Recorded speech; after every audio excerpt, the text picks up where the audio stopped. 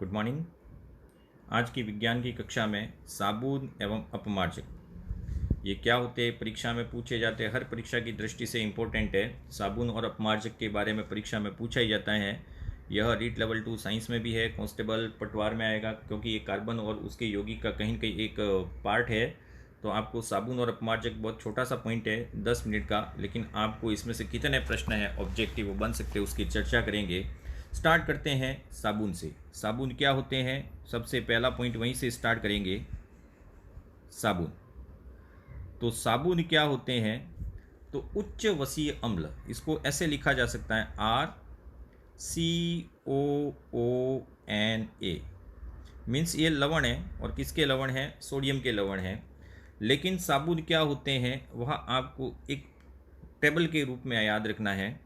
जब किसी उच्च वसीय अम्ल, हायर फैटी एसिड होते हैं उच्च वसीय अम्ल, देखो पॉइंट आपको एक एक याद रखना है। साबुन क्या होते हैं, तो जब किसी उच्च वसीय अम्ल है, उन उच्च वसीय अम्ल को, जिसमें कार्बन परमाणुओं की संख्या कितनी होनी चाहिए, कार्बन परमाणुओं की संख्या 12 से 18 होनी चाहिए। ऐसे हायर फैटी एसिड्स जिसमें कार्बन की संख्या 12 से 18 के बीच में है, इन उच्च वसीय अम्लों को अगर किसके साथ गर्म किया जाए, तो मैं यहाँ लिख रहा हूँ सोडियम, या दो चीज़ें हैं, ठीक है, सोडियम या पोटेशियम हाइड्रोक्साइड के साथ गर्म किया जाए। सोडियम या पोटेशियम हाइड्रोक्साइड के साथ गर्म किया जाए। पूरा चेन समझेंगे आप तो बहुत इजी रहेगा। ये 10th क्लास में है, लेकिन 10th क्लास में आप थ्योरी की तरफ पढ़ेंगे तो समझ में नहीं आएगा। फिर समझ लें साबुन क्या है, तो जब उच्च वसीय अम्लों को, जिनमें कार्बन की संख्या कितनी होती है 12 से 18, इन उच्च वसीय अम्लों को सोडियम या पोटेशियम हाइड्रोक्साइड के साथ गर्म किया जाए। यह हाइड्रोक्साइड दोनों के साथ जुड़ेगा, या तो सोडियम हाइड्रोक्साइड या पोटेशियम हाइड्रोक्साइड, इनके साथ गर्म किया जाए तो दो प्रकार के लवण बनते हैं। सोडियम हाइड्रोक्साइड के साथ गर्म किया जाए तो सोडियम लवण का निर्माण होता है, सोडियम लवण का निर्माण होता है। और जब पोटेशियम हाइड्रोक्साइड के साथ गर्म किया जाए तो पोटेशियम लवण का निर्माण होता है। अर्थात साबुन के दो रूप हो सकते हैं, सोडियम लवण वाले भी हो सकते हैं और पोटेशियम लवण वाले। लेकिन मैंने यहाँ पहले ही सूत्र लिखा है, Na लिखा है, पीछे पीछे Na लिखा है, अर्थात ये हो गया सोडियम लवण। Na को हटा के मैं पीछे K कर दूँ यहाँ पे, तो ये बन जाएगा पोटेशियम लवण। तो जब हायर फैटी एसिड्स को सोडियम या पोटेशियम हाइड्रोक्साइड के साथ गर्म किया जाए तो दोनों के साथ अलग अलग लवण बनते हैं। सोडियम हाइड्रोक्साइड के साथ सोडियम लवण का निर्माण होता है और पोटेशियम हाइड्रोक्साइड के साथ पोटेशियम लवण का निर्माण होता है, यही साबुन कहलाते हैं। और जब सोडियम लवण के निर्माण के साथ साबुन बनते हैं तो इन्हीं को बोला जाता है कठोर साबुन। ये कठोर साबुन होते हैं सोडियम लवण वाले। जबकि पोटेशियम लवण के साथ अगर कोई साबुन बनता है तो यह साबुन है वह मुलायम साबुन की श्रेणी में आएंगे।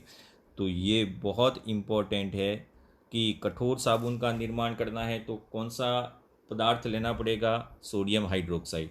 और अगर मुलायम साबुन का निर्माण करना है तो फिर क्या लेना पड़ेगा, पोटेशियम हाइड्रोक्साइड।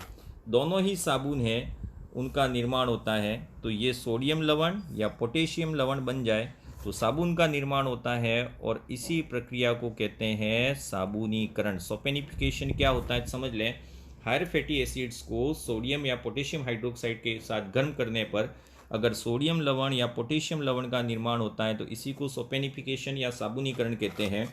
अब साबुन है वह इन दोनों के ही लवण नहीं हो सकते हैं, सोडियम के लवण भी हो सकते हैं जो अभी बात कर ली अपन ने, कैल्शियम के लवण भी हो सकते हैं, कैल्शियम हाइड्रोक्साइड के साथ गर्म करें, मैग्नीशियम के लवण भी हो सकते हैं अगर मैग्नीशियम हाइड्रोक्साइड के साथ गर्म किया जाए, एल्यूमिनियम के या जिंक के लवण भी हो सकते हैं, या फिर क्रोमियम के भी लवण हो सकते हैं। अब इस प्रकार के लवणों, देखो ओरिजिनल साबुन तो सोडियम या पोटेशियम लवण होते हैं, लेकिन इनके अलावा भी कुछ साबुन होते हैं जिनमें किस प्रकार से आपको याद रखना वो समझें। अगर उच्च वसीय अम्लों को सोडियम या पोटेशियम के अलावा अन्य हाइड्रोक्साइड के साथ गर्म किया जाए, जैसे कि मैं लिख देता हूँ सबसे पहले कैल्शियम हाइड्रोक्साइड, तो फिर किसका निर्माण होगा, कैल्शियम हाइड्रोक्साइड का। किसका निर्माण होगा? कैल्शियम कैल्शियम लवण का, कैल्शियम लवण का निर्माण होगा अगर कैल्शियम हाइड्रोक्साइड के साथ गर्म किया जाए। अगर इसको मैग्नीशियम हाइड्रोक्साइड के साथ गर्म किया जाए तो ये बनेगा मैग्नीशियम लवण। अगर इसको एल्यूमिनियम या क्रोमियम हाइड्रोक्साइड के साथ गर्म किया जाए तो ये बनेंगे एल्यूमिनियम, और एल्यूमिनियम के साथ क्रोमियम लवण, एल्यूमिनियम या क्रोमियम लवण बनेंगे। या फिर जिंक हाइड्रोक्साइड के साथ गर्म किया जाए तो यह साबुन बनेगा जिंक लवण बनेगा। मतलब सोडियम और पोटेशियम के अलावा 4 प्रकार के और साबुन होते हैं। प्रश्न कैसे पूछा जाएगा वो समझें। कैल्शियम और मैग्नीशियम इनके लवण होते हैं इस प्रकार से जो साबुन बनता है, ये दोनों ही आगे, इनका उपयोग है वह या तो स्नेहक के रूप में किया जाता है, लुब्रिकेंट्स के रूप में किया जाता है, या फिर इसका उपयोग किया जाता है ड्राई क्लीन के रूप में। अब यहाँ इम्पोर्टेंट पॉइंट ये है कि ड्राई क्लीन में किस प्रकार के लवणों वाले साबुन का इस्तेमाल किया जाता है। तो ड्राई क्लीन में कैल्शियम साल्ट का या फिर मैग्नीशियम के साल्ट का उपयोग किया जाएगा। अब बात करते हैं एल्यूमिनियम या क्रोमियम। तो कागज़ को चिकना बनाने के लिए जो साबुन होता है, कागज़ को चिकना बनाना, कागज़ को चिकना बनाने के लिए कौन से लवण का उपयोग किया जाता है? तो एल्यूमिनियम या क्रोमियम। जैसे कि आपके जब यात्रा करते हैं तो पेपर सोप होता है, एक कागज़ होता है जिसको पानी पे भिगाने पर झाग हो जाते हैं। यह पेपर सोप किससे बना होता है? तो पेपर सोप का निर्माण किससे होता है? एल्यूमिनियम या क्रोमियम के लवण से। इम्पोर्टेंट प्रश्न दूसरा, ठीक है। तीसरे की बात करें तो जिंक है। तो जितने भी पाउडर वाले सोप है, पाउडर बनाने में पाउडर सोप जितने भी होते हैं, तो पाउडर जितने भी होते हैं वो जिंक लवण होते हैं। जैसे कि आपका टेल्कम पाउडर है वो कहीं न कहीं साबुन की श्रेणी में ही आएगा और ये जिंक साल्ट होता है। तो आपको ये चारों याद रखने, कैल्शियम, मैग्नीशियम, एल्यूमिनियम और जिंक लवण, ये चारों चार ही साबुन की श्रेणी में आते हैं, लेकिन other than potassium and sodium, ठीक है। सोडियम और पोटेशियम के अलावा 4 लवण और हो सकते हैं। तो ये साबुन हो गए, लेकिन साबुन है वह कठोर जल के साथ क्रिया नहीं करते हैं। केवल किसके साथ क्रिया करते हैं? मृदु जल के साथ क्रिया करते हैं।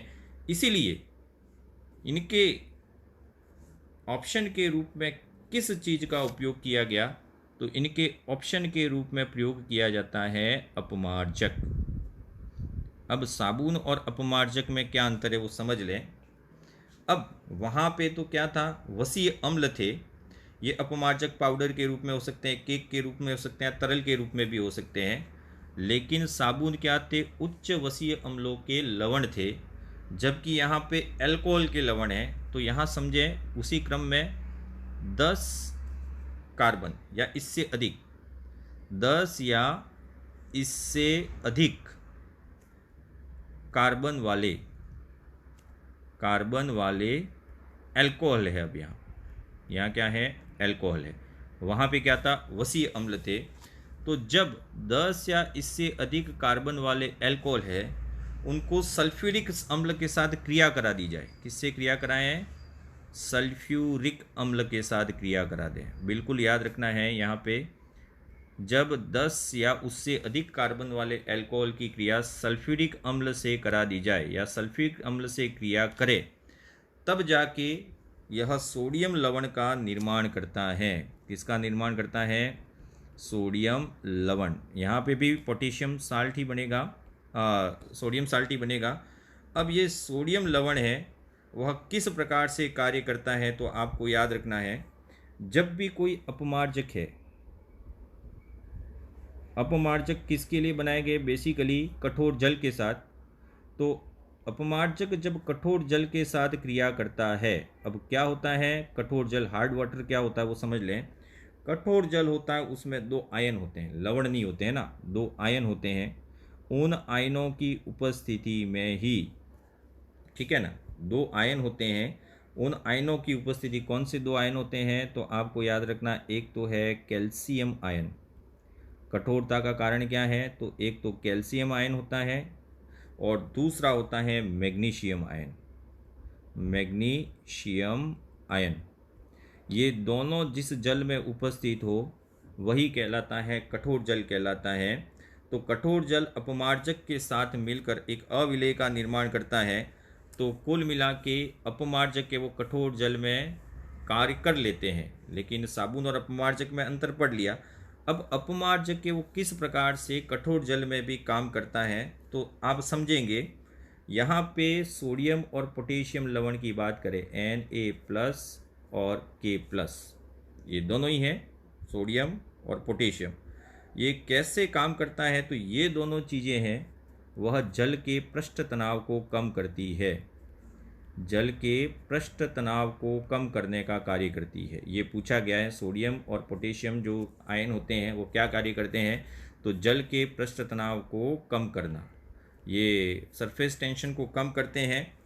अब यहाँ पे आपको याद रखना है, जैसे कि मान लीजिए किसी भी अपमार्जक की बात करें तो दो अपमार्जक मैं यहाँ लिख रहा हूँ, जैसे ROSO3Na, ये भी सोडियम लवण है।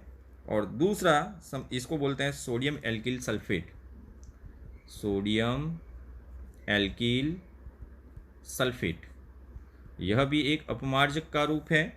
और दूसरा है C6H5SO3Na, यह भी अपमार्जक का उदाहरण है, लेकिन इसको बोला जाता है sodium alkyl benzene sulphonate. Sodium तो है इसमें तो सोडियम लिखेंगे, एल्किल ग्रुप है इसमें तो एल्किल लिखेंगे, एल्किल बेंजीन के फॉर्म में है तो बेंजीन, और SO3 है तो यहाँ पे लिखा जाएगा सल्फोनेट। तो ये क्या होते हैं, सल्फेट या सल्फोनेट होते हैं। तो साबुन और अपमार्जक में क्या क्या अंतर है और कितने प्रकार से प्रश्न पूछा जा सकता है, यह बिल्कुल आपको याद रखना है। और ये मिशेल निर्माण होता है, वो मिशेल निर्माण में जल रागी क्या होता है और जल विरागी अणु क्या होते हैं, वह जब अपन कार्बन और वंडरवॉल बॉन्ड के बारे में पढ़ेंगे तब इसकी चर्चा करेंगे। धन्यवाद एंड कीप स्माइलिंग।